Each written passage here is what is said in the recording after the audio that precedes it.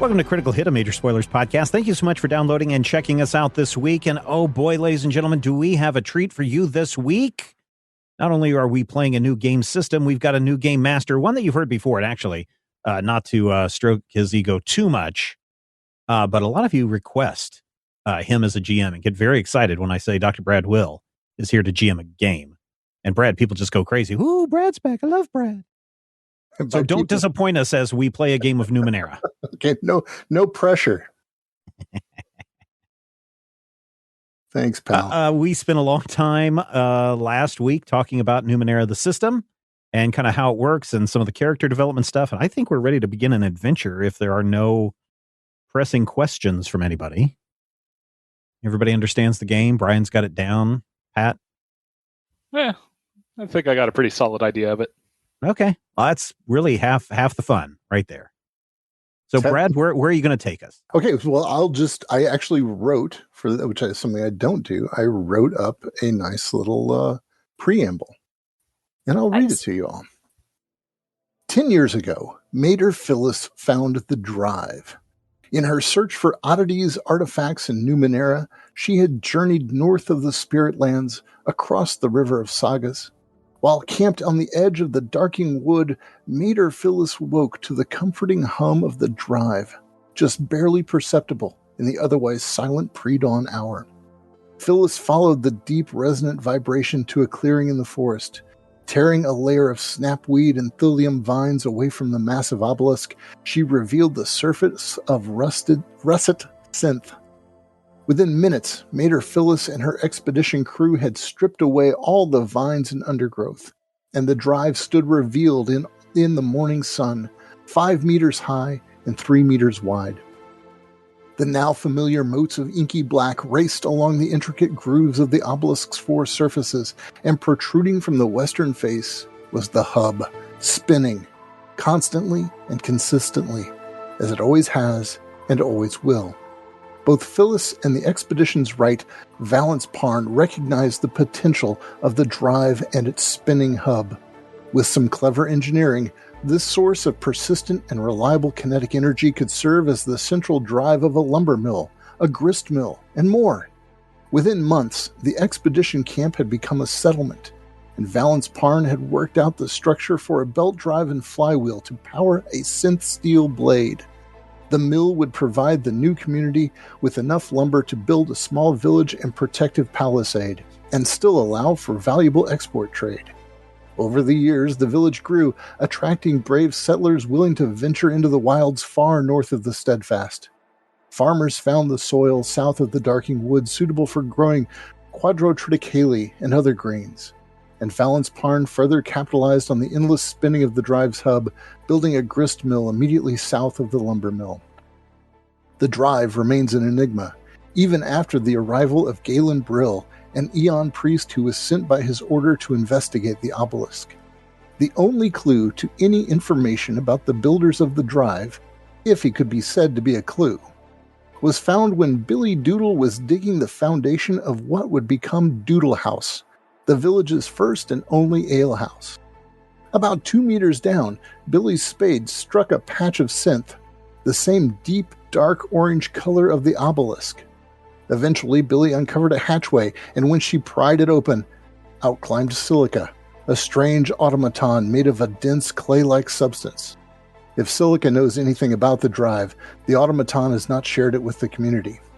Galen Brill has freely shared all he has learned in his years of studying the drive. Unfortunately, the wise Eon priest's insights seem to be next to nothing. 10 years after the discovery of the drive, the village and its surrounding farms thrive. Regular caravans bring valuable trade goods and haul away loads of darking lumber. The tree jacks have cut back the forest, leaving an open ring of 100 meters around the village palisade. A few massive old-growth shade trees were left within the palisade. With 2 large mills, a steady stream of visitors, and more than 100 folks living in the village proper, the village of Drive is a noisy, remote, and friendly place we call home. Oh, who wrote that, Brad? I don't know.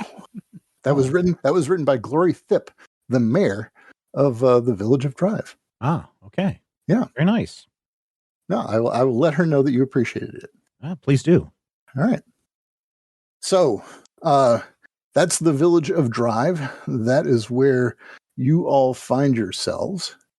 And I would like to start off just on a random morning. Well, not maybe a random morning, but a typical morning in Drive.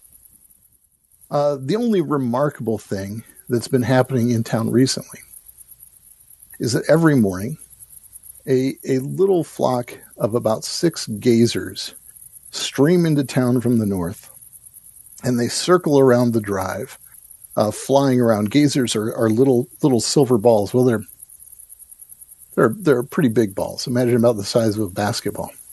And they circle around the drive, flying around it. They circle for a few minutes, and then they head off back to the north again and leave town. Other than that, pretty much everything in Drive has been normal. So I would like for y'all to tell us where your characters are on this beautiful morning, what you're doing, what you look like, who you know, what your life is like. Who would like to start? All right, so I am playing Silica, who already got a bit of an introduction. Silica is some sort of automaton. He's humanoid. He has kind of a round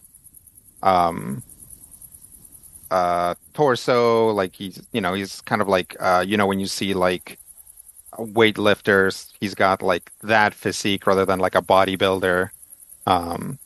So thick chest, thick midsection. He appears to be made of some clay-like substance, which is probably closer to fired clay that wasn't glazed rather than, say, wet clay or anything like that. It's like a dark red with some brown streaks.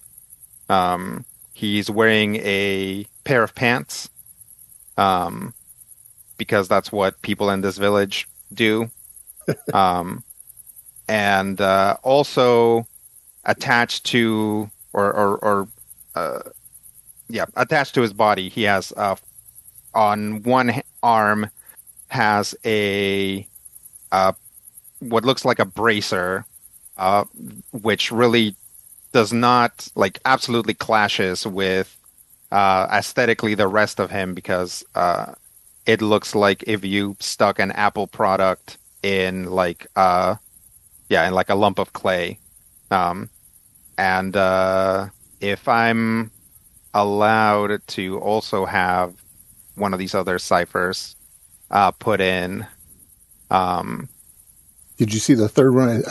I did see the third one. So am I allowed to have that one installed? You can have that one installed. Okay. So also above his pants line, where his belly button would be, there is a black box, sort of like just a square, like a cube that's seems to be protruding from his stomach, which also does not look like the thing on his wrist and does not look like anything else on him. Silica, who again he has a humanoid face, but his features are very exaggerated. He has a very wide mouth, big ears, big nose, tiny eyes. On any given day, where there wasn't something pressing that the village asked him to do, Silica would be where he normally is, which is it Doodle's Ale House? Is that what you said, Brad? Yep. Mm-hmm. So Doodle's Ale House, because it was built on top of where he was being housed, have built him like a kind of like a garage or a stable, where he just kind of stands there immobile for a lot of the day. Unless there's something to do. So on any given day, he's just kind of standing there, staring off into nothing, while people, go back and forth about their business, unless someone specifically asks him to do something. Very good. Who would like to be next? I can go. Thank you. Maurice is probably, she might have actually gone out to watch the geysers, and then darted off to try to do some chores for someone in exchange for breakfast, which, she probably runs the rounds in the town. Like, she's really flighty, so hard to pin down any part of her schedule, but like good at anything she kind of sets her mind to doing. So, especially if it's like, oh yeah, I need to like get my gutters cleaned. It's like, oh yeah, no problem. Happy to do that. Like, get all up in there and then like have some eggs, and is just like super friendly, running around trying to help people where she can. And then probably just like also getting into mischief when she's bored and doesn't have anything that she needs to do, like chasing, chickens and spying on people and just like running around and climbing on things. She has light skin, kind of like spiky white hair, and a white tail that looks like a cat, blue eyes, and is wearing a leather jerkin and kind of baggy pants. And she's got like, again, probably moves around throughout the village, but has some like barn where she mostly sleeps and keeps her stuff when she's not running around. Very good. Who's next? I guess I will go. Is there like a public well in this town? Something that someone could just grab a lot of water from? There is a public well. It's off to the edge of town, actually. Okay. All right. Well, that's great because my character, Rupert Manley, is over there at that well, and he is hoisting up a big bucket of water because he is drenched in sweat. He is massively tall. He is 7 units tall. I don't know what the unit of measurement is a billion years in the future, but he is 7 units tall and just is built like what we would know as an MMA fighter. And he has been training since even before the Silver Balls came to town. And he's been training with his master, who very respected mentor. I regard him very, very highly, but he has many enemies. So I'm always around him, kind of trying to protect him. But I've been working out. I've got my shirt off. It's down around my waist. And I wear a kilt, like a nice plaid kilt, as my only clothing. And I'm picking up this big bucket of water and pouring it all over my body and shaking my hair in the morning sun. And I look to the mentor and I say, "There goes the baker with his tray, like always. The same old bread and rolls to sell. Every morning it's the same since the morning it's the same since the morning that we came to this poor provincial town." And I'm flexing and trying to towel off from the morning sweat. That you poured all over yourself. That I pour the water all over myself, trying to get clean for the morning. And the mentor just kind of he's rolls also his eyes. oiled himself so well that Yes. the water doesn't do that much. Yes, it does. It just kind of beads off and drips down. So that is Rupert Manley. Wow. All right. Excellent. Who's next? I'll go. All right. I feel like Osbert is probably also at the well, bugging Rupert. He's a skinny-ish fellow, has shaved sides of the head, long hair, swept to one side, mischievous green eyes, has a purple stripe that goes up one side of his face across his left eye, has shimmery synthweave poncho and leather jerkin, crossbow slung across his back with a pretty loaded down backpack filled with various exploration equipment. And he's there at the whale, kind of bothering Rupert, going, "Hey, come on, man, let's just take a few days. I heard one of the merchants talking. They said that they found some ruins taking a shortcut. If we hurry, we can be the first ones there. I promise it won't be like last time. Come on, let's go check it out." Osford, another one of your schemes. Come on. And he's still stretching, trying to get all the kinks out. What is it this time? I don't know, man. We have to go check it out and see what it is before someone else does. first pickings. I mean, who knows what kind of neat Numenera we can find there. What's in it for me this time? More troubles, more battles, possibly, but more headaches, what's in it is more your saving share your skin. Yeah, you'll get your share of the Numenera. I mean, we'll both profit off of this. And I kind of lean down to him. Listen, Osford, as soon as the mentor goes home this afternoon, we can talk about this. I don't think he's going to miss me for a couple of days. So if we can get there and back in a couple of days, I think I'm in. But it better be worth it. Yeah, right. No problem. Yeah, I'll get some stuff ready for you. And I look up at the mentor. I don't know what his name is. He's some old wrinkly guy. And he's kind of got his eyes closed like he's half asleep. Is he? And he continues to be asleep if you're waiting for me to be. Yeah, no, he continues to be asleep. He is pretending to ignore you. That's fine. Yeah. All right, let's do the last. He's going to miss out on some awesome flexing. I'm sure his life will be all the poorer for it too. All right, let's hear about the last but not the least character, Anim. Rob, what do you got? Anim. Anim. Oh, Anim. Oh. Anim will stroll into town from the forest, so a ways out there. Tall, scrawny teenager, has a harness on him, carrying a mostly concealed animal with its head sticking out.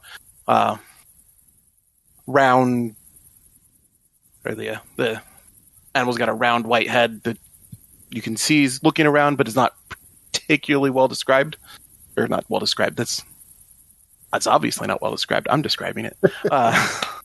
It's not particularly distinct, and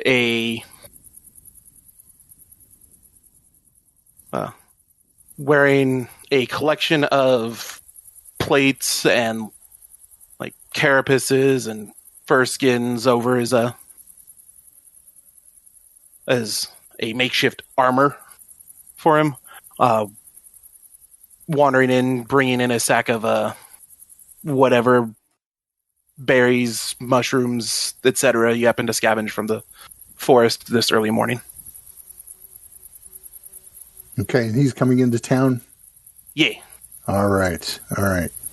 So as you all are going about your daily things, trying to entice others and whatever, the usual bit with the gazers happens. 6 of them fly in from the north. They probably flew past on him, as a matter of fact. They circle around the drive, circling. They seem to be circling longer today than they typically do. But suddenly, there is a loud crack. Bam! Massive crack. And then a rumble. Those of you who can see it, see a big, dark, black beam tear across the sky and then go away almost instantly. At that same moment, the lumber mill begins to collapse. There's a bunch of screaming. Particularly, you can hear the voice of Valence Parn, who is the Wright who built the lumber mill, screaming, "Help! Help us! Help us! Get over here, please, anyone!" Who would like to go over there? I'll go over. All right. Maurice will also rush over there. All right, thank you. All right, so as you get there, Valence Parn immediately sees Rupert Manley and says, "Oh, I need your help! It's collapsed. It's collapsed on Pondy. Pondy's stuck under the flywheel." And you can see the flywheel is laying there across a little Pondy mitten, who is the helper for Valence Parn, and it is clearly crushing his legs.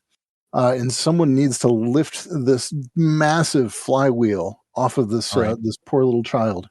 I'm going to try and lift this flywheel off of the little child, and I'm going to say, "Osford, pull this kid out when I lift this up." Okay.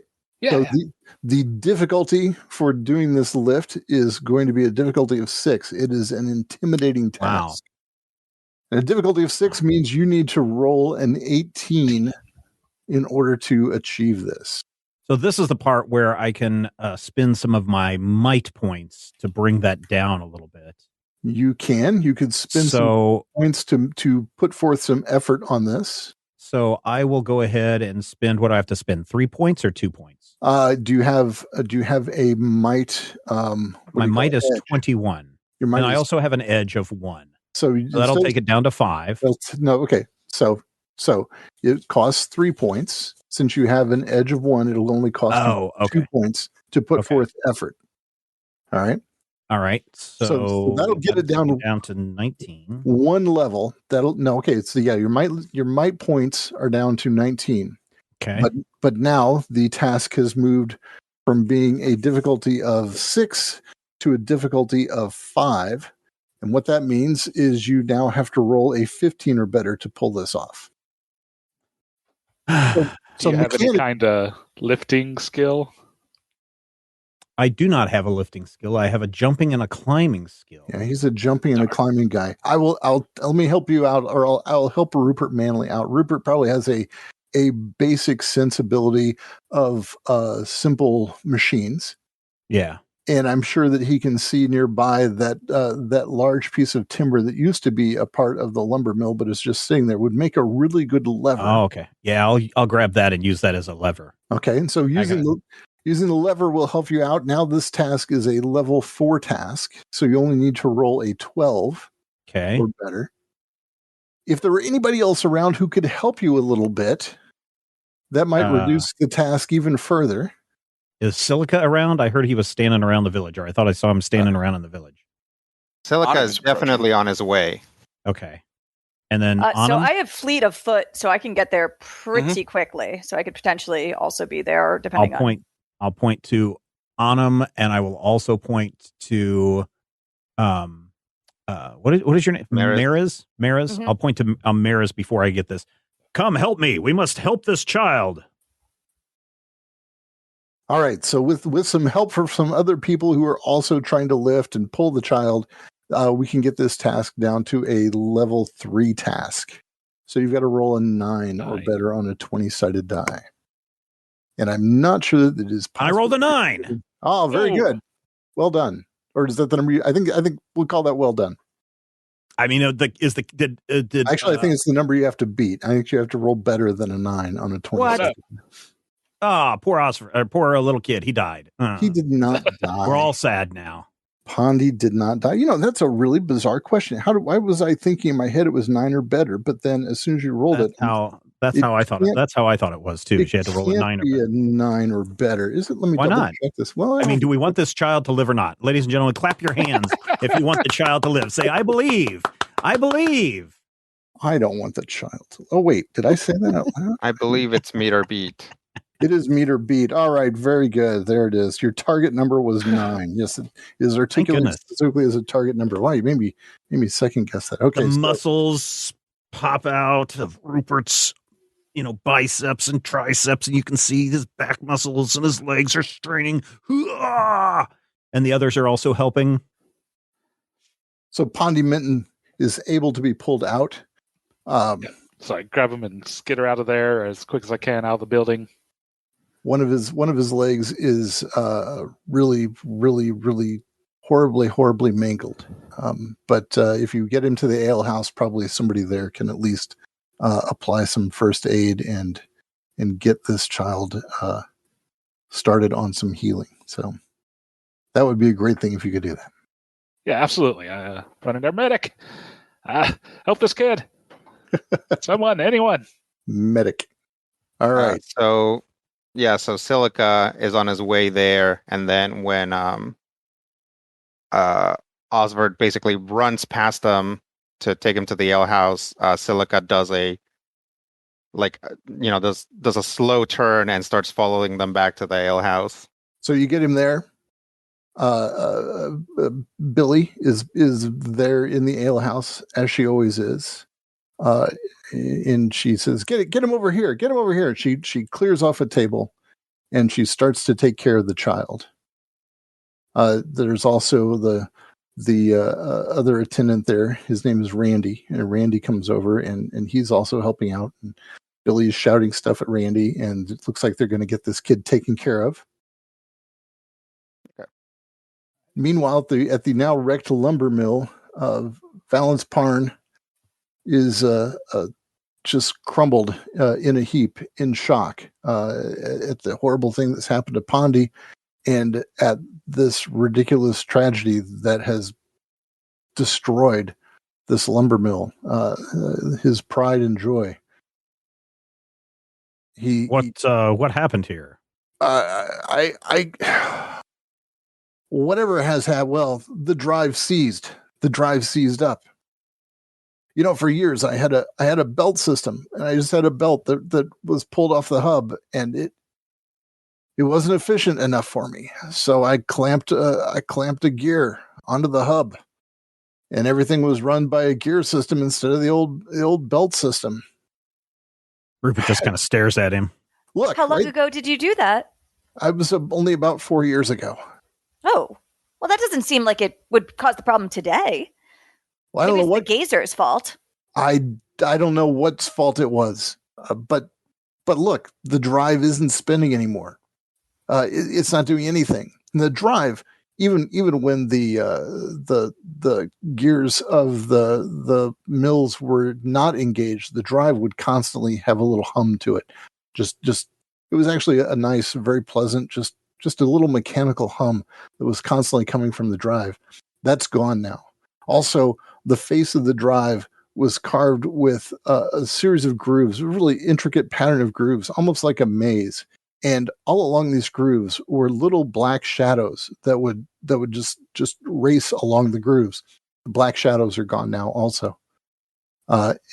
Clearly something horrible has happened to the drive. Shall I go fetch the Aeon Priest? Oh, yes, please do. Go find Galen. I will run off. Okay, well, Galen has just a little hovel over there. You know, typically an Aeon Priest in a normal sized community would have a nice temple that they'd be operating out of. But Galen Brill is not that kind of Aeon Priest, so he's just a fellow mostly. More of an Aeon monk. Yeah, more of an Aeon monk. Yes, exactly. Yeah.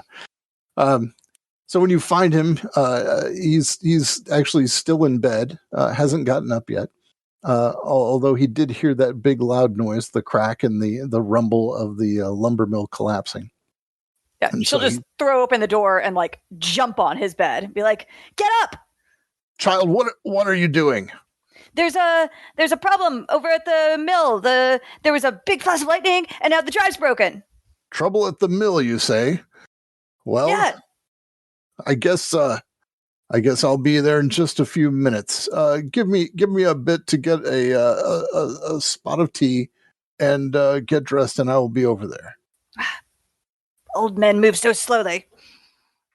Did you say the drive is broken? Yes. The drive is broken. It's not humming. The drive is not humming. Okay, let's go. And he's only wearing his underclothes, but now he's racing out of his house to get to the drive to see what could have happened to it. Rupert's standing there and goes, "I think what your problem is the drive's not humming."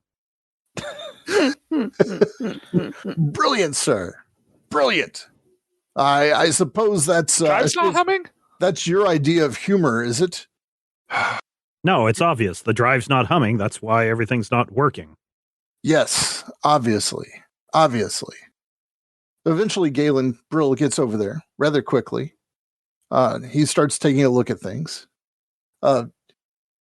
He notices quickly that Valence Parn has got a severe wound to his left arm and tells Valence to head over to the alehouse to get somebody to take a look at that. And Valence goes. So Galen asks anybody who's standing around, what exactly happened? There was like flash black lightning. Black lightning? Black lightning. In the sky. Right after the gazers came. The gazers came. Yeah, the gazers have been coming every day. Oh, that's annoying. That's really annoying. Where are the gazers now? Did they go back north like they usually do, or? Did anybody see if they went back north? I might have. Just I looking. am very good at that. Then yes, you did in fact see that they went back north.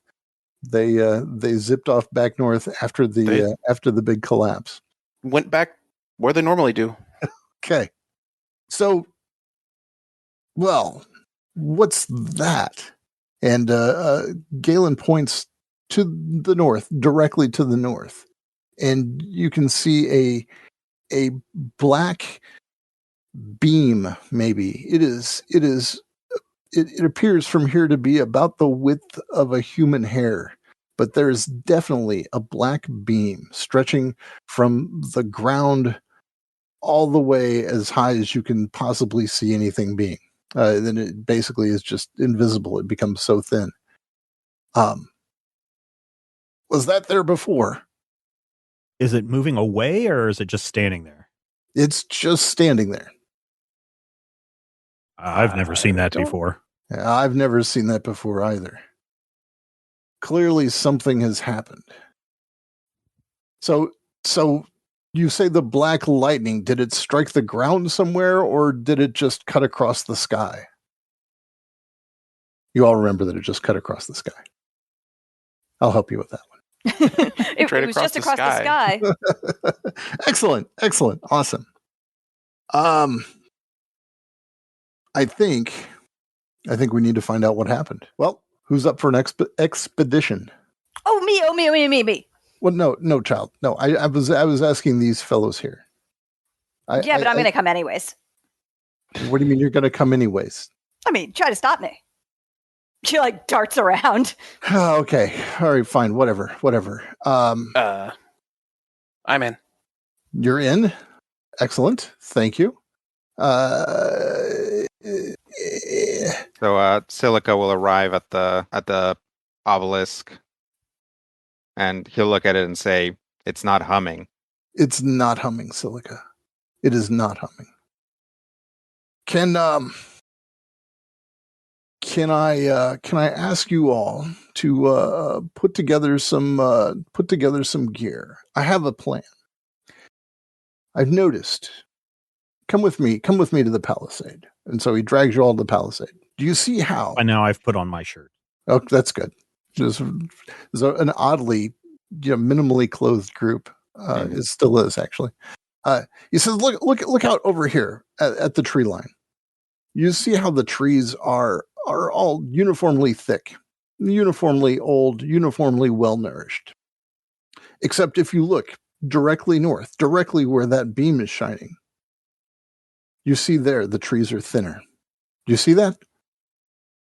Yeah.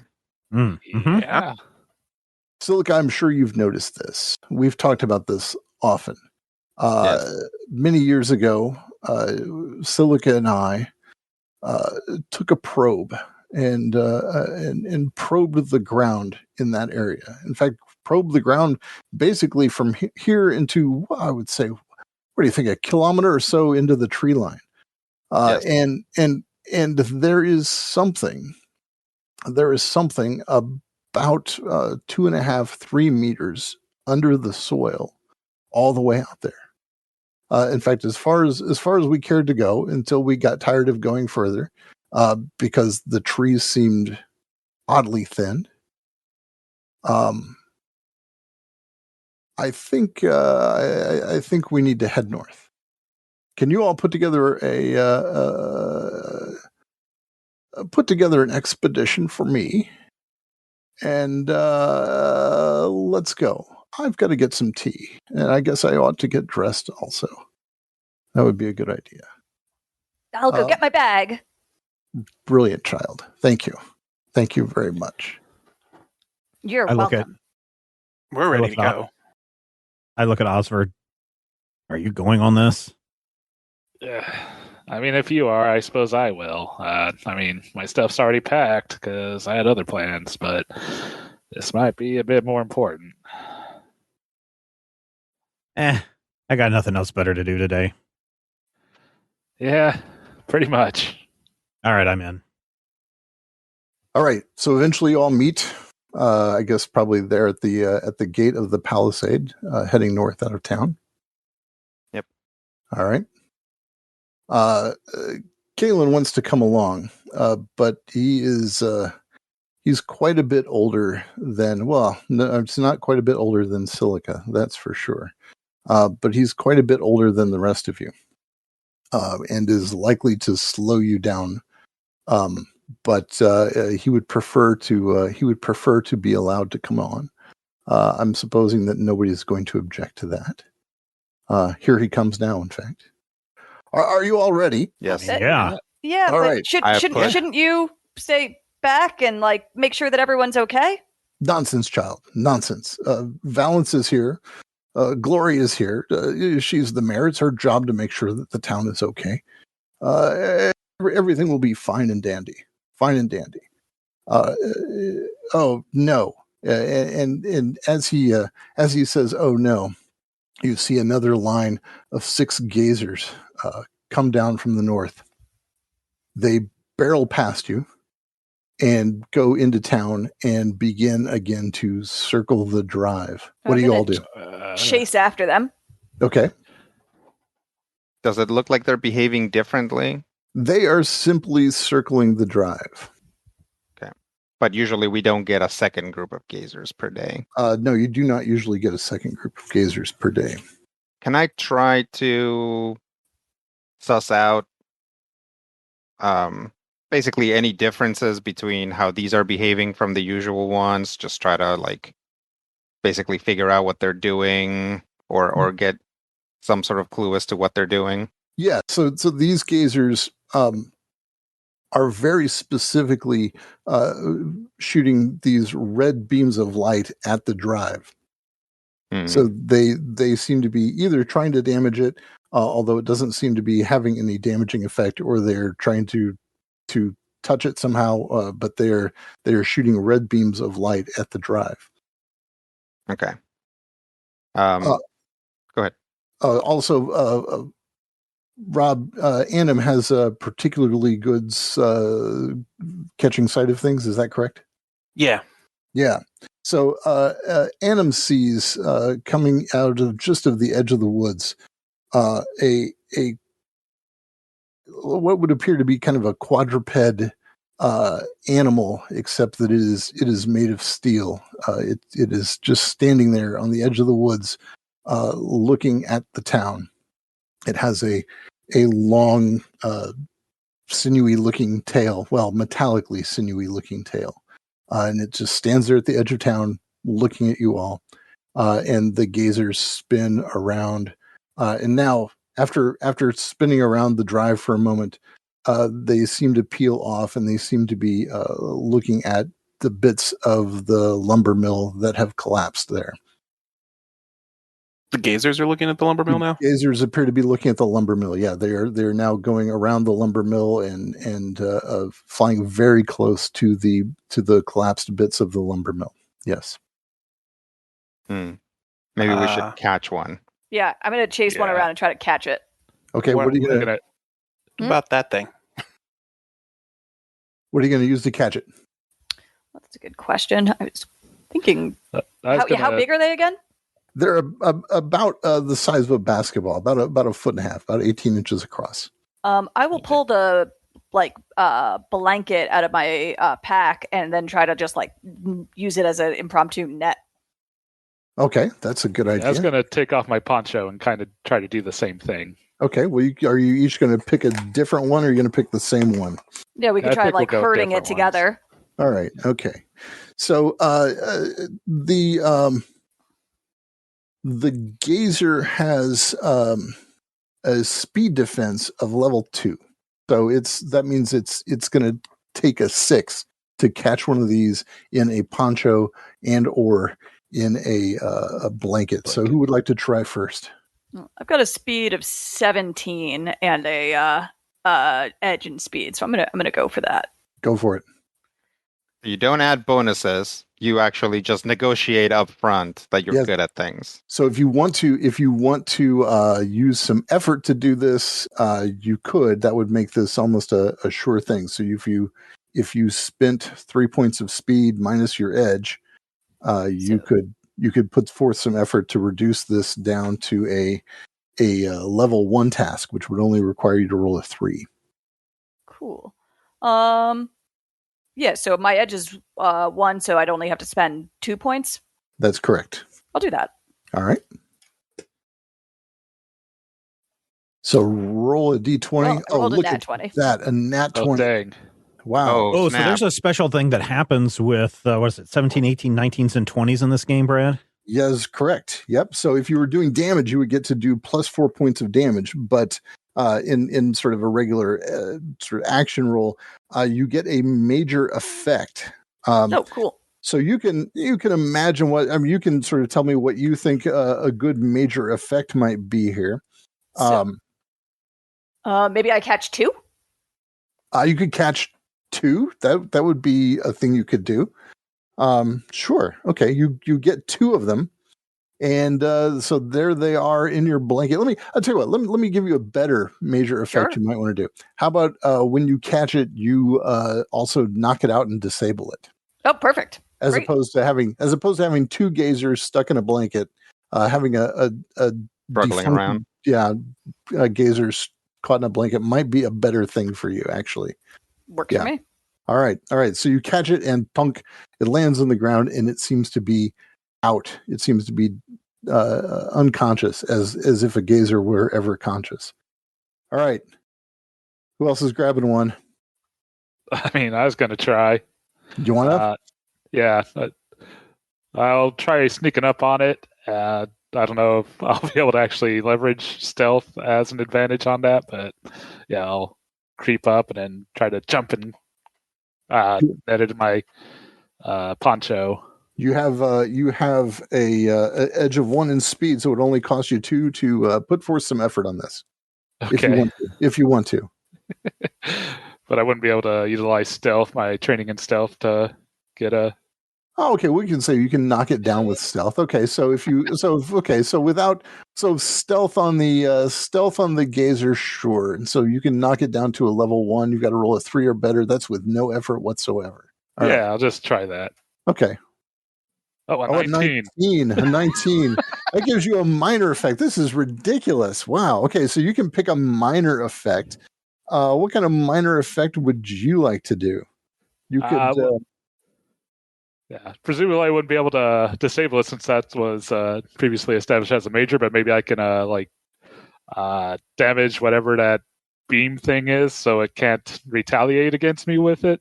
Okay, so it's still trying to fly around in your poncho, but it is not able to fire its beam to try to burn its way out of the poncho. So okay, so you also have a gazer stuck in your poncho. Good job, well done. All right. Immediately, the other remaining 4 gazers, they gather together and they start to attack Maurice. They are going to unleash an attack. Now, these gazers, there's a swarm mechanic, so the gazers are going to attack together as one. So they attack you as a level 3 creature. Oh no. So, Maurice, you've got to make a speed defense roll, and they're attacking as a level 3 creature, so that means your defense target is 9. Okay.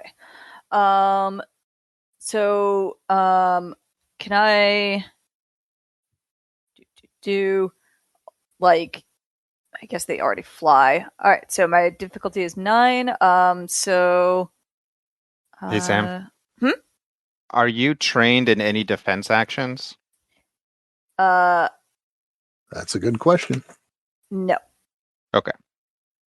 I didn't think about that, and I even get like a flex thing that I can spend as a trained every day, but I put that in perception as opposed to some kind of defense action. So. Well, I'm almost certain that doesn't specifically doesn't apply to defense actions or like attacks and stuff. Oh, okay, gotcha. Yeah, no, I mean, I've got armor, but I don't have anything special for defense besides just having a massive speed pool. Okay. So, how much speed can I spend to try to mitigate this? So you can put forth effort again, which costs you 2 again. Okay. So you can spend 2 more. I will do that. All right. So your speed pool is now down to 13. 13. All right. Oh, I swear I'm not cheating. kidding. Wow. Nice. Samantha has hacked roll 20. Another 20. That's ridiculous. That's absurd. That is really ridiculous. Okay, so you would again, if this were an attack roll, you get +4. You can get a major effect. Now according to, I was just looking at your character sheet, one of your major effect suggestions is that maybe you would take a second action this round. That's from being versatile, right? So I could say like maybe that because I just like nimbly dodge around it and like actually get my dagger out and stab at one of the ones that are attacking it, maybe. Okay, that'll work. All right. So they defend as let me double check this because they're coming in level 2. So they defend at level 2. So you've got to roll a 6 or better to hit one of these guys.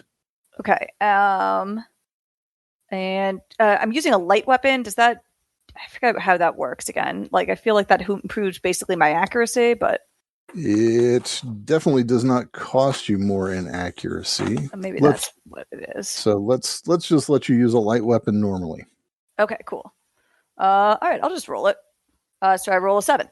You rolled a 7. That was better than a 6. So you actually hit this guy. How much damage does your dagger do? 2 damage. 2 damage. All right, so you've actually damaged it pretty good, but it's not out yet. So one of the remaining 4 guys has got a massive dent in the side of him. Is anybody else coming over here for this little fight? How do oddities work, Brad? Oddities are just sort of a weird thing you have that you can use to do the weird thing that your weird thing does. So you have a weird thing. I do. I have I reach into my kilt, I guess, and pull out a 6-inch metal bar. Okay. That I've been carrying around, pervious to all damage from everything I can tell. We've tried to hack it with knives and blades, and we've tried to heat it. Nothing happens to it. You've got just nothing. You can't damage it. I cannot damage it. No, that's bizarre. Yeah. I think I would like to. Sometimes I use this as a throwing weapon. Okay. I think I'd like to throw it and try to hit that one remaining gazer. There's not one remaining there. So there are 4 remaining gazers. One of them has taken a big dent from. Yeah, I'm going to hit the one that has the dent in it. I'm going to try to even it out on each side. So it has another dent on the other side. Maybe knock it out of the sky. All right. So I have, I add +1 damage to one type of attack of my choice. In this case, it'd be a ranged attack. That's one thing that happens. I've got to hit it, of course, once. Trying to see if there's anything else I have here. I think that's it. So I guess I'm just going to use it as a throw. Okay, you can throw it. You were within a short range of this. So okay, so no penalties or anything. No penalties for the throw. Okay. So it is still it's pretty small. So it has a level 2 defense. So it's still going to be a 6 for you to hit this also. I'm just gonna try it and see if I can knock it out. I roll a 17. You got it. Very good. Bang. Very good. And that 17 gives you a +1 damage bonus.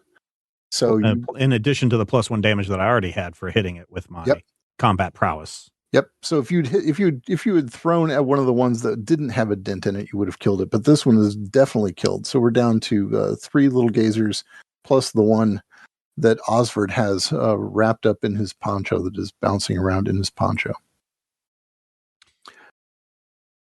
So, Anam, you can see that that creature, well, if you could call it a creature, that metallic automaton that was standing there at the edge of the forest has about cleared half the space between you and the forest. So it is closing on your position and will be here next round of this fight, if we could say we're having a fight, and we are. Guys, Who's left with you there? Silica? What's Yep. that thing?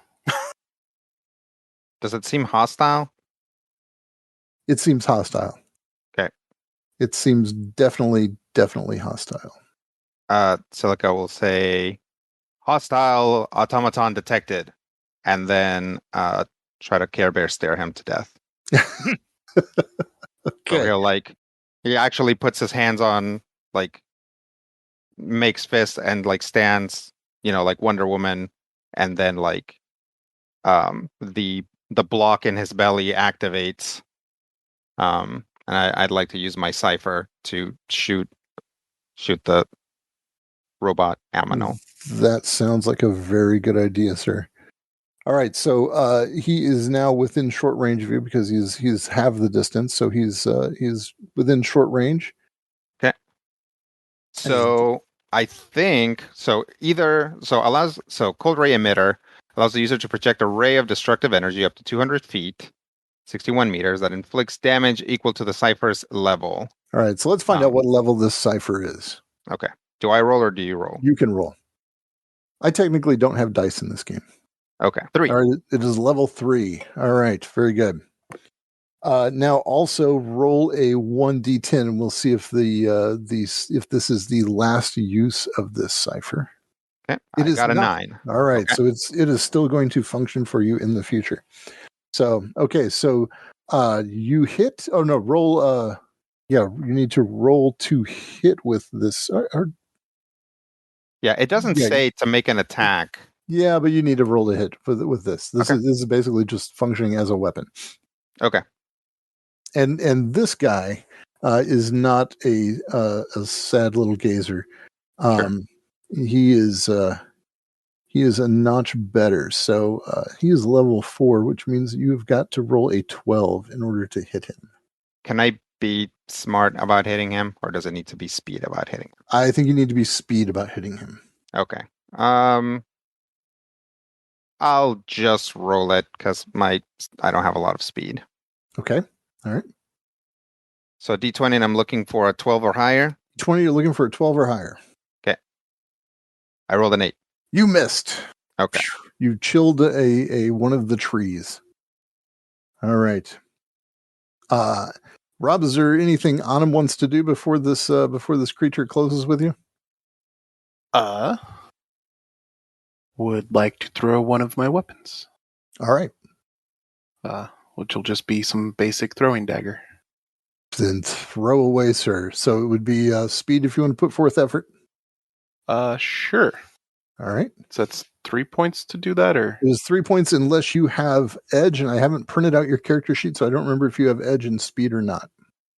I put my edge in might because I thought that would be the combat one, but apparently I thought wrong. It would be the combat one, except this is a throwing dagger, so I'm making this a speed thing. So this is like this is basically a dex thing instead of a strength thing, right? Sounds good. Okay. All right, so yes, I will put forth effort. All right, so spend 3 out of your speed pool, which knocks you down to 9. Mm-hmm. All right. And an 11? 11 is a fail, sir. You needed to roll a 12. Oh, no. You put forth edge. Sorry. Wow, it's a 9. Yes, you hit it. All right, very good. All right. So how much damage does a throwing dagger do? I do not have that written down. All right, it'd be a light weapon, right? Let's find it out. Knives do 2 damage. Yeah. 2 damage. It's like I thought all the light weapons did the exact same thing, right? Yep, exactly. All right. Yeah. Got it. 13. But right. So just so you know, if was this thing at short range? Yes. So knives ease. Yeah, I see that right throws now. At short range. So actually, light weapons ease attack rolls. So yes, Sam was right when she mentioned that earlier also. So okay, yeah, that's what I was thinking of. I just couldn't remember the mechanics for it. Yep, I just did not look at the cool thing I should have looked at that would have told me that instantly. So does that add more damage then? No, it just makes it easier to hit. Oh, easier. Yep. All right. Okay, so next round. Now we didn't do anything like initiative, so let's just run down. What is everybody's speed rank? Tell me really quick. Mars is 17. Is that right? Yep.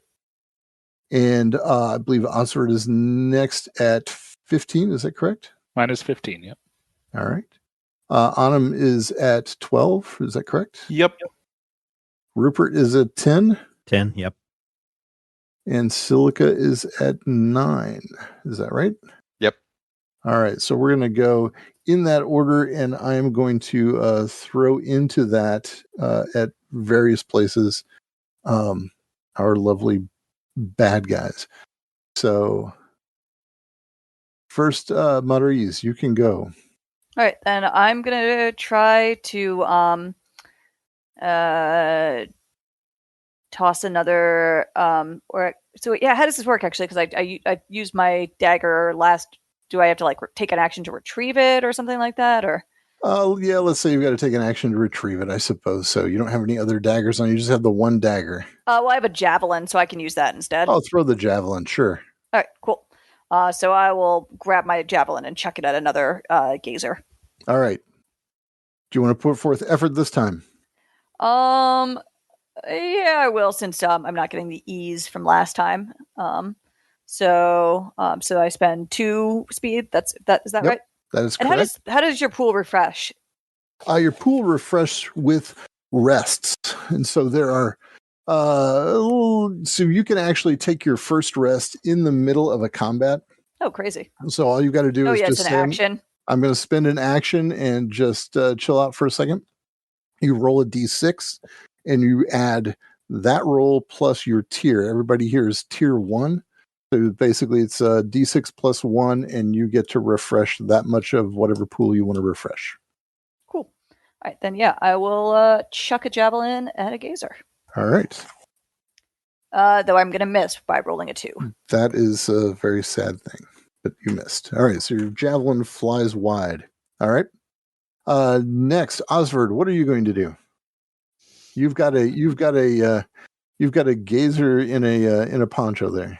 Yeah, can I find like some kind of cage or perhaps a heavy like cast iron pot to put it under? And there's certainly a bunch of logs and general rubble and debris from the lumber mills sitting here. If you wanted to just grab a log and kind of dunk it onto your poncho there. Sure, I'll try to like wedge it under a couple of logs so it can't get away and deal with the new. The other thing you might be able to do is swing your poncho around with a gazer in it. I don't know if I want to get close to whatever this big thing is. Okay, all right. That's the big thing is a bit away from you, right? The big thing is closing on the gate at the palisade, which is going to be short range away from you all, right? So you all are that is Marie's, Rupert, and Osford are at the. I believe Rupert, you're there, right? At the lumber mill. And I threw my steel rod. So that's right. Yeah, so you're at least moving toward the lumber mill. Anam and Silica are at the gate, and the gate is where the warder is coming to. So you can just dump something onto this as your action, Osford, and that would move you forward. Sounds good. I will. Okay. All right. So you're just going to secure your poncho with the gazer inside. That sounds like a fine move. Anam, what are you going to do? The ward is going to be on you next. So the next thing that's going to happen is the ward is going to advance. If you want to wait till he gets there, you could postpone your action. Yes, I would like to wait till he... I want to try and use my oddity. Oh, yeah? Which oddity do you have? A 15-centimeter synth string that stretches to 2 meters without breaking. All right. So if you want to wait a minute, we'll let the ward get there, and I'll let you hold your action for his arrival, and then his attack action, if he's going to do one, is going to follow yours. So, blam, there he is. What are you going to do? I'm going to try and trip him up with the string. Just so we're at the gate, right? You're at the gate. I'm going to quickly wrap it around one post and try and actually trip him up instead of or to hinder him from getting to wherever it's trying to get to. Okay, so as if he were like, so you tie it to one post of the gate and you stretch it across the gateway so that if you were running through there, as if you were going to run through the gate. He will get caught up and tangled in this thread and trip. Is that what you're suggesting? That is the general idea, yes. All right. That sounds pretty good. I will let you roll for, I think this sounds like a might thing. How well can you hold on to that string? I'll let you roll for a might to see if you can, in fact, trip up this creature. So he's coming in.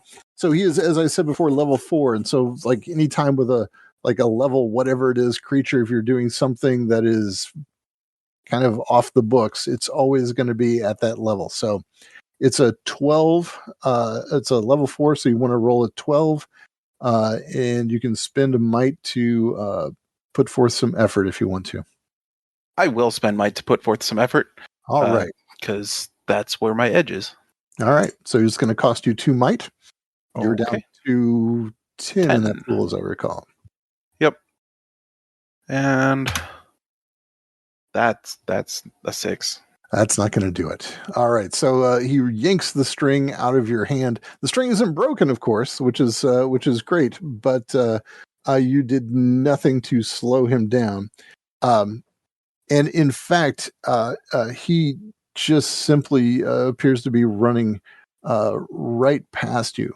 He seems less interested in you and Silica standing there. Rupert, what are you going to do? This thing's in a short range.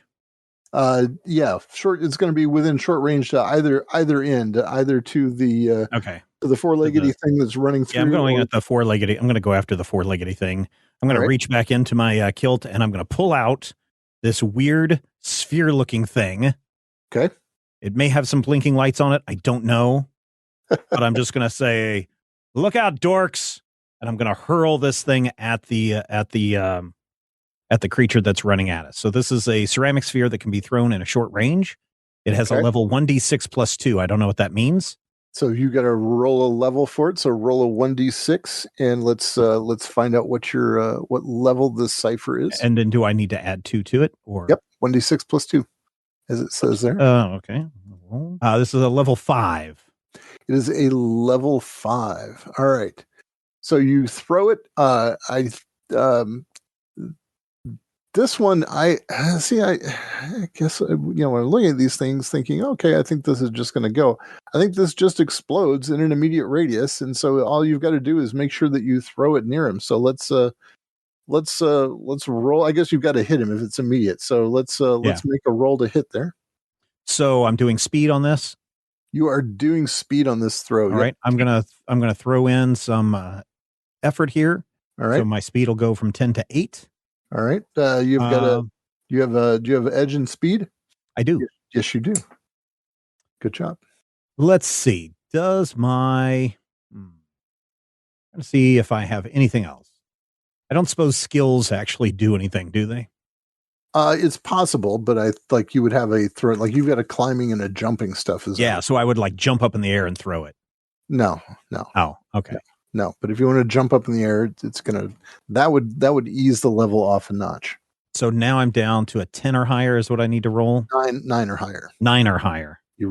Every time you knock a level off, you knock 3 off. All right. Well, let's see how I can do on this. Roll a 7. It misses. You miss. All right. So there's a slight explosion nearby, but not enough to do any damage to this guy. Curses. At least that's the way I'm running this, by golly. All right. Oh, wait. This is a shrapnel detonation cipher. Is that correct? It doesn't say shrapnel detonation, but it says it explodes in an immediate radius, inflicting damage equal to the cipher's level. And then it says 50% of these are massive detonations and explode in a short radius rather than immediate. So let's roll a d6 and call it odds. It's a normal. It's just going to be right there, or evens. It's going to be a massive detonation. Odd. Never mind. I rolled a 1. It was such a chance. Okay. All right. I know you want to blow up this town. You want to destroy all the people in it, including this poor little boy that just had his leg injured, Brad. Hey, man. You're horrible and mean. I'm not the one who's throwing around the explosives, pal. I am not. All right, Silica, what are you going to do? This creature has run slightly past you, but it's still reasonably close to you. What do you want to do? Okay. Silica will say, changing tactics, and the cube will like recede back into his belly a little bit, and instead his wrist or his like bracer will open, and a little like antenna looking thing will come out of it, and he will kind of aim, like basically he has his hand in a fist, and he'll aim it at the robot, and then he will try to zap it with his onslaught esotery. Okay. Esotery, yes. Yeah. Yeah. Esotery. Esot Is that esotery? Is that an intellect roll or is that a speed roll? I'm wanting to say. I mean, I pay intellect points to use it. Yeah, so it's an intellect thing. Okay. All right. So if you want to put effort into that roll, it's going to be an intellect spend. Also. Yeah, I'll put some effort into it. All right. Do you have edge for this? I do. So I'm going to spend 2 points of intellect to put a level of effort.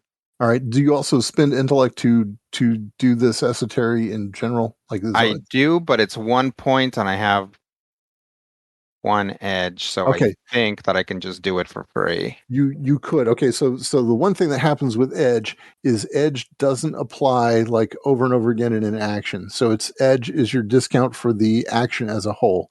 So if it costs 1 intellect to do the esotery, and then you want to do effort on top of that, so that's 1 plus 3 is 4.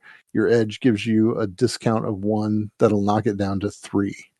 So you can't apply your edge in one action. You can't apply your edge. Can't apply it to 2 different things. 2 different things, right? Okay. So you want to spend a total of 3 to do that, to throw some edge onto that one. Is that correct? Yes. All right. So your target is a 9. 10. You got him. All right. How much damage do you do? 4 damage. 4 damage. Very good. All right, he continues to run right past you, though. Okay. So he seems undeterred by that damage. But well done. All right. So there are 3 remaining gazers up and around, and they are going to turn on Maris again and take a shot at you. So, oh no. Yep, and they are since they're flying in a group as a what do you call it? They're a swarm. Flock. Swarm. Thank you. They're going to take a shot at you as a level 3 creature. It means it's going to be a 9 is your target to dodge this. All right. I'm going to spend effort again. All right, so that's going to take that down to. Can I ask a question, Brad? Yes. In this case, is there a way for us to spend more than? Can we put like double effort into this? Not like yet, because we're currently capped at our effort of 1. But as we level up, that will increase. Generally, our effort is equal to our tier. Oh, okay. So if we have that higher effort level, then we could throw in double that. Yep. Eventually, you're going to be able to put forth extra effort. So that's not exactly tied to your tier. That's one of the things you can buy with an experience point spend. So that's one of the 5 possible ways you can advance yourself, is to give yourself extra effort. Also, Brad, I realized I was slightly cheating. So can I just rearrange some powers on the fly to make it not cheating and have taken armor training as one of my skills as opposed to late inspiration, which I haven't used? Sure. Okay, great. Because otherwise I should be taking a penalty every time I make a spend speed effort, but armor training would prevent that from happening. Okay. All right. That's probably a good idea. All right. Yeah. Seems pretty good for a Jack, especially when a Jack as nimble as me. So I rolled, and because I put in effort, I should be good, right? You are good. So you did Sweet. some damage, and also, okay, but No, I was avoiding damage. That was that's right. You were avoiding damage. Jeez whiz. Okay, all right, very good. So you did not take damage. Good job. All right. Let's. It's actually your action again. oh great. So what would you like to do? Well then I'm just going to as one of these things comes back to me, I'm just gonna having tossed all my weapons around, just go ahead and just try to smack it with my fist. All right. You could also maybe pick up a stray piece of rubbly lumber there. Oh sure. Yeah, I can just grab like a piece of lumber and like use it as an impromptu weapon, like a club or something. Yep. Now would that have to be a might check now instead of speed, since I'm not using? This would be, you would be now at a might check. All right, that's fine. So what would the difficulty be to hit one of those base?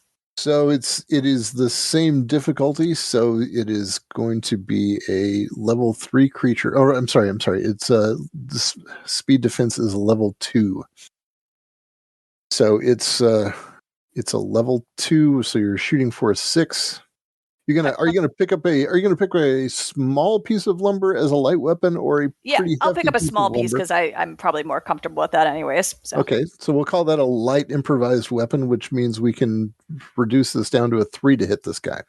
Cool, great. I've just got like a big, not even a big stick, like almost like a long thing timber that I'm using like a rapier, and I'll try jabbing at it, which I'll hit. All right, so 14. So take 2 damage. 2 damage. All right. So now another of the 3 now has a pretty sizable dent in it. Osford, what are you going to do? Well, as I kind of mentioned before, I don't like the look of that big thing. It's definitely headed your way. Yeah, I think I'm gonna take out my crossbow and level it at it and try to take a pot shot at it. All right. Go ahead. Its defense is as I said, a level 4, unless you're going to Yeah, I think I'm gonna go ahead and spend some effort. So I will now try to see. Do you have edge in speed? I do, but I also got armor. Okay. Armor. All right. So it's still going to cost you 3. Yep. All righty. And so, and I only rolled a 6, so negative. All right. Yep. Okay. The bolt bounces off the ground nearby. All right. Autumn, what are you going to do? So the big things run past us? It is still pretty close to you, but it is definitely in the process of running past you. Yeah. I'm going to try and take it down. I'm just going to actually attack it this time with... is it all right if I have a forearm blade as my other light weapon? Sure. Cool. And it's close enough to you. You could jump at it and take a shot. That's the plan. All right. I am not going to spend the effort or the pool for the effort. Okay. All right. Yeah. So it's a straight roll of a 12. You got an 18. Woo! Good job. All right. So you get to do +2 damage on that. Oh boy. So you're going to do 4 points of damage. Is that correct? Yes. Light weapons are 2. All right. So yeah. Very good. All right. Now that does get this guy's attention. So he he spins. You do a pretty good shot at him.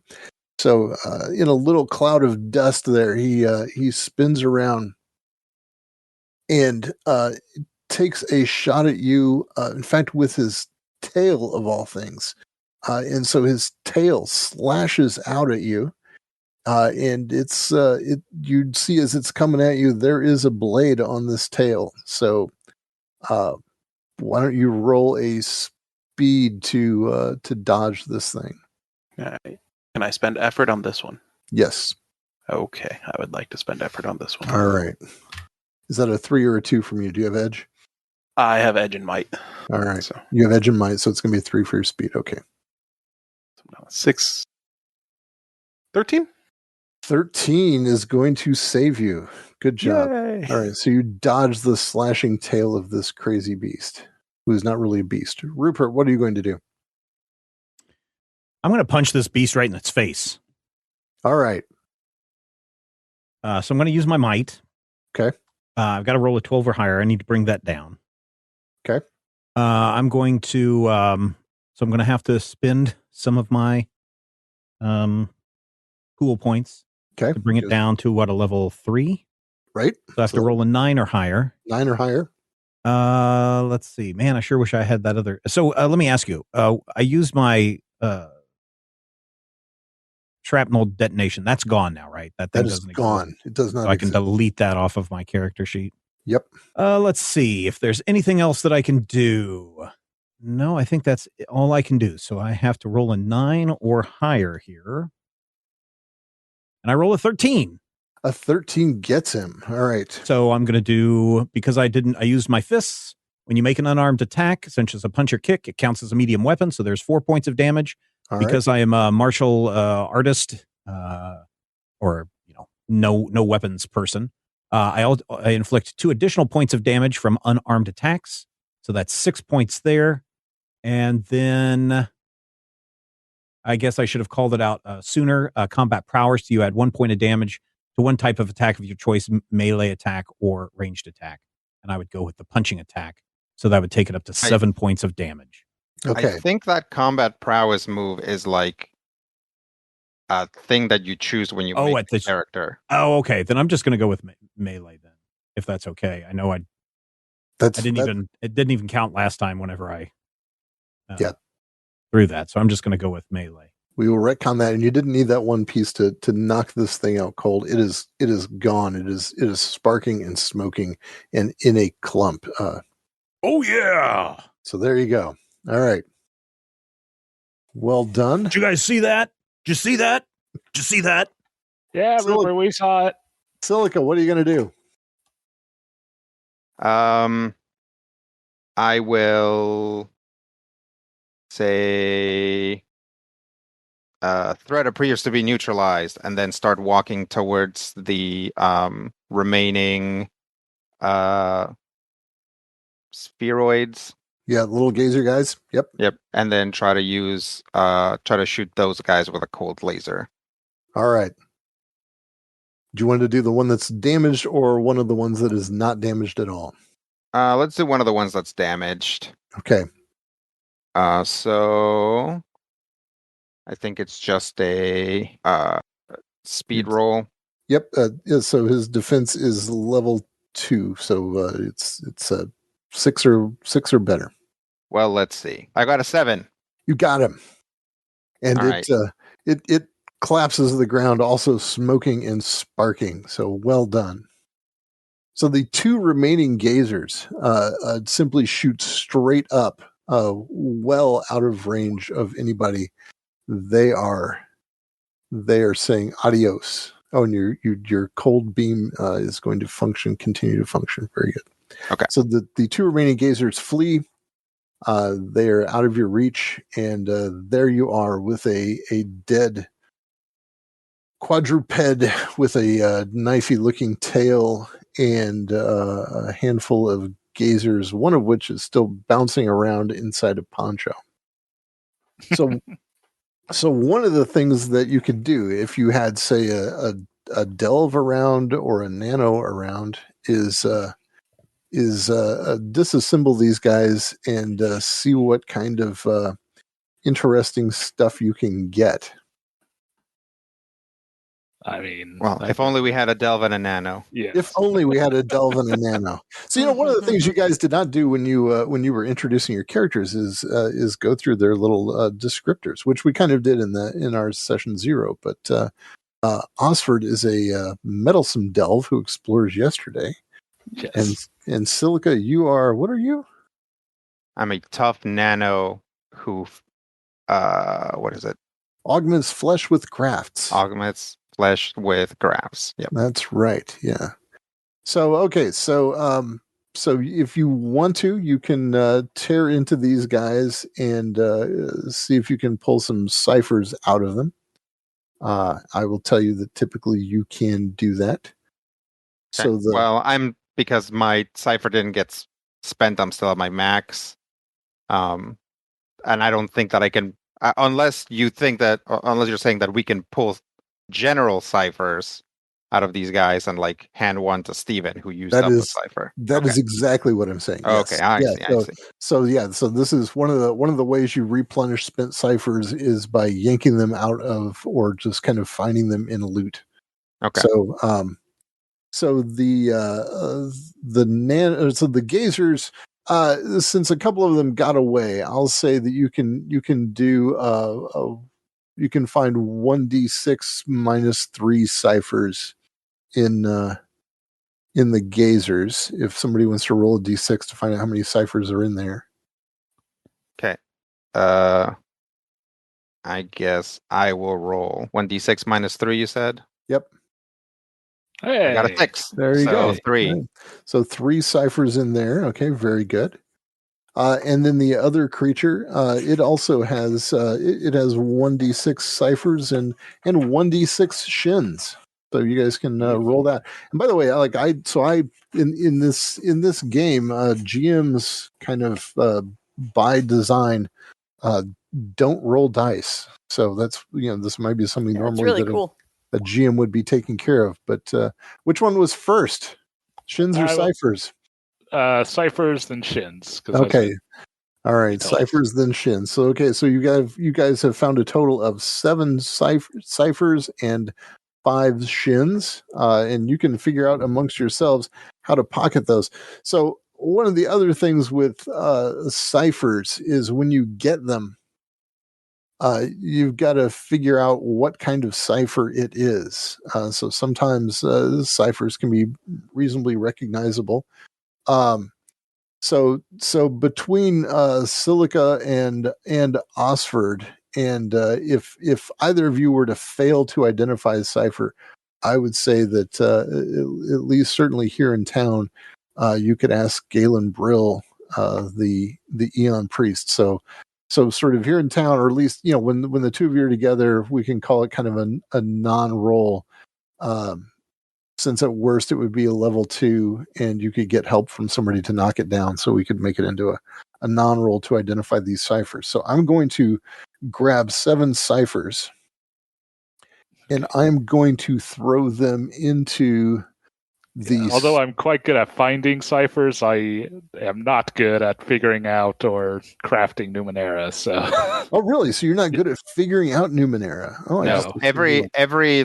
Every type has like a thing they're really good at, and they're actually bad at everything else. So like, I'm bad at salvaging them, and I mean everybody's bad at everything involving Numenera, right? Right. Yeah.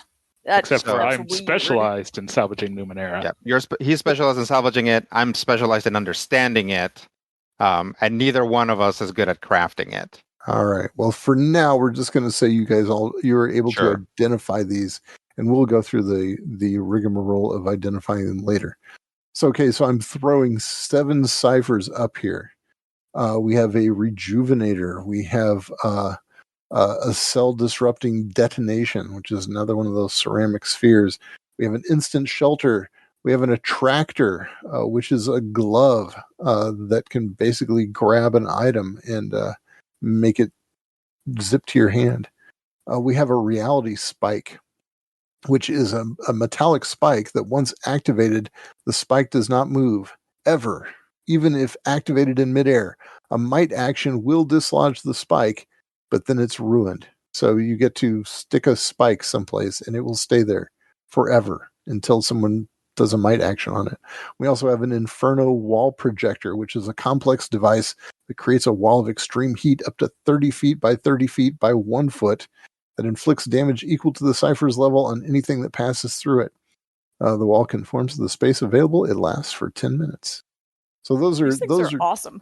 Yeah, they are awesome, but they only last for one time unless you know somebody who can jam them inside of himself. And so there are all these various things. So the rejuvenator is a pill that basically restores a number of points to a pool equal to the level cipher, or to the cipher's level. Sorry, the level cipher. That doesn't even make sense. So I will let you all figure out amongst yourselves here in a bit what you're going to do there. We also have some people who are maybe a bit tired. Do you want to talk a little bit about how recovery works and that kind of stuff? Yeah, let's talk about that real quick, and then we'll take a break for this week's episode. Okay, that sounds good. All right, so if you've got a copy of the the Discovery book, the basic core book, there's a nice spread on page 110 and 111 that lays out the stuff about the damage track and how to recover hit points. Let's talk about the damage track first. So, you have 3 pools. You have your might pool, your speed pool, and your intellect pool. And everybody burned theirs down a little bit on this one. Some folks more than others. So the damage track is basically just a way to keep track of your basic health. And so the normal level is called hail. And hail means you're doing fine and dandy. Everything is fine with you. Nothing is wrong. All of your stat pools have to be at 1 or higher in order to be hail. If one of your stat pools gets down to 0, then you are impaired. So you are wounded or injured. And an impaired character, when they apply effort, it costs 1 extra point per level applied. So if you apply 2 levels of effort, it would cost you 2 extra points. But you guys won't be applying 2 levels of effort for a little while. So, for example, applying 1 level of effort costs 4 points instead of 3. Applying 2 levels of effort costs 7 points instead of 5.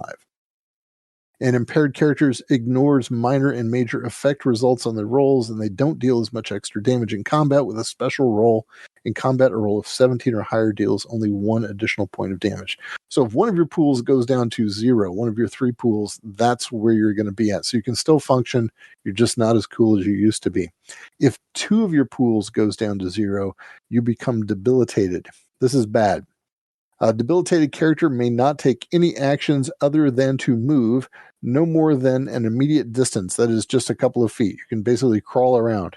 If a debilitated character's speed pool is 0, they can't move at all. And when a debilitated PC takes enough damage to reduce a stat pool to 0, they are dead. So if your 3rd stat pool goes down to 0, you're dead. So you're hail, then you're impaired, which is not quite as cool. Then you are debilitated, which means you're just crawling around unless your speed is one of the 2 pools that's down to 0. And then if somebody comes along and knocks your 3rd pool down to 0, you are dead. You're just dead. Everybody got that? Yep. Mm-hmm. Fascinating, isn't it? So then recovery. So you get 4 rests a day. And each time you rest, you recover 1d6 plus 1 points. And plus 1 because you were tier 1. So it's 1d6 plus your tier level. So 1d6 plus 1 for you all. So the difference about these 4 rests is just how long they take. So your first rest to get that 1d6 plus 1 is just an action, or basically just instantaneous. You just need to pause and catch your breath for a bit. If you've already done that once a day, then the second time you rest is going to take you 10 minutes. You're going to need to sit down for 10 minutes before you can get that 1d6 plus 1. Then you can do a 3rd rest. This 3rd rest is going to take you an hour of sitting quietly to get 1d6 plus 1. And your 4th rest is going to be a nice 10-hour long rest. So a good night's sleep plus a little bit on the front and back end of that. So the great thing about that first rest is it's just an action. You can take that first rest in the middle of combat. So you all could theoretically take your first rest now, right? And that might seem like the thing to do, but then that would mean that if you needed to take a second rest, it would take you 10 minutes. So you couldn't do a rest in the middle of combat. And we can't take them out of order? You cannot take them out of order. Absolutely Okay. not. Yeah. Yeah. Good idea. Yeah, which would be a good idea. Yeah, but right. having taken that 10-minute rest. So the other thing, if you guys are out of order, so let's say that let's say one of you takes a rest in the middle of combat, but nobody else does, right? And so that person needs to take their second rest, right? And so they say, okay, guys, 10 minutes. I need 10 minutes. We need to just sit and pause for 10 minutes. So that person can take their second rest in that 10-minute period. Other people can take their first rest in that 10-minute period. Somebody who doesn't need a rest cannot rest in that 10-minute period. That is, you would still have that first rest available to you, which would only take you an action or just a couple of seconds. So don't go like, oh, everybody took a 10-minute rest, so now I'm suddenly up at the third level of rest. That's not how this goes. So on your character sheets, there's a little checkbox to show which of the 4 rest levels you happen to be at. It's at the bottom of the first page in the one that Brad gave us. Yep. So it's 1 action, 10 minutes, 1 hour, or 10 hours. So if somebody wanted to rest now, they could rest. If somebody wanted to rest a couple of times, they could do that. So let me ask you this. I would like to get my might back up. I've put a little effort. I think everybody put a little effort into this combat and other things that we did today. Yep. I roll this 1d6. I roll a 1d6 and plus my tier, which is 1. Okay. Does that then get added, whatever that result is, does that get added to each of my depleted pools or only one? You can distribute them among your pools however you see fit. I see. That's the point you get to. That's the point you get back. And you can just distribute them. Okay. Yep. So if anybody want to rest now would be. I'm gonna go for it. Okay, I got a 6. You got a 6, so you get 7 points back. Rupert gets 7 points. No, back. I added my 1 already into that. Oh, so okay. My total is 6. Sorry, 6. It was 5 plus 1, 6. Good job. Yeah, okay. I could use it, so I'll go ahead and do it too. So that will actually, as I put 2 of those points into my speed, because you can't go past your maximum, right? That gives me 4 points to put back into my might, which takes me back up to my full might as well. So I'm at full health. That was exactly the number you needed to roll. Yeah. Well done. I am also going to rest. All right. Sam got 4 points back. So that's, you spent 8 points out of your speed pool. So yep. So it's all into speed. All right. So you're back to 13 in speed. All right, Rob, you got a 5 plus 1 is 6. So what are you doing? You spent 6 speed points and 2 might points. How are you going back? I'm just going to drop it all back into speed because that seems like it's going to drop way faster. All right. What about Silica and Osford? Are they going to take a rest? I'm going to pass for now. Yeah, me too. I only spent like 3 points out of intellect, so. Yeah, you guys are doing fine. Okay, so we have 1 rest was taken by Annam, 1 by Maris, and 1 by Rupert. All right, very good, folks. All right, shall we take a break for the episode? Yeah, and let's take a break this week. And if you have any questions, thoughts on Numenera, maybe you've played Numenera. Did we do something wrong? Did we do something incredibly awesome right? Let us know over in our Discord server. Join that Discord server for free. Come and chat with all the hundreds of other people that are currently in the Critical Hit channel, all chatting, talking, and using the exclamation point critical hit. When you do that, magical things happen. What am I talking about? Well, you just have to join the Discord and find out. It's really cool. So do that. Link in the show notes. Join completely for free. And until next time, here's hoping all of your dice points are the ones that you need to hit the creature.